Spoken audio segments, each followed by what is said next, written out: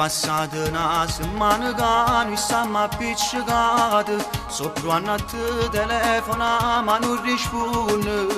Sei incazzata perché tuo marito l'ha saputo che noi stiamo insieme e ci volimmo tutta la vita. Ma che ci anni fa si è saputa la verità, ma non siamo amanti, siamo innamorati.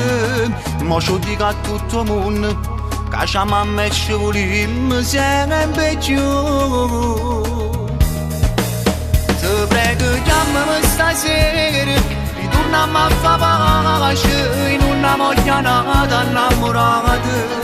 Non mi sapessero che a me mi sai tu e non potessi stare lontano da te.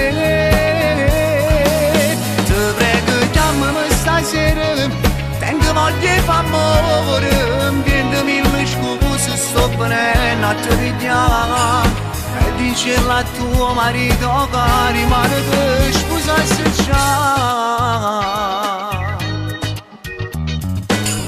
Ma come sei bella, tu sei tutta la vita mia. Hai fatto solo insieme a te mille pazzie. Ma che ci anni fa si è saputa la verità, ma non siamo amanti, siamo innamorati. Ma ci dico a tutto il mondo che ci amiamo e ci volimmo sempre più. Ti prego chiamami stasera, ritorniamo a fare pace in una moglianata innamorata. Non mi sapessero che a me mi sai tu e non potessi stare lontano da te. Ti prego chiamami stasera, tengo voglia di fare amore, prendo mille scuse, sto venendo a te richiamare. E dicerlo a tuo marito che rimane per sposarsi già.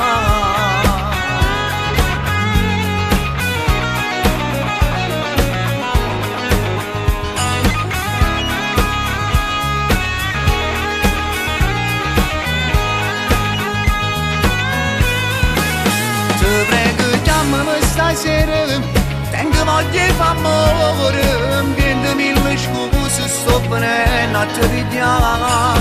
E dicerlo a tuo marito che rimane per sposarsi già.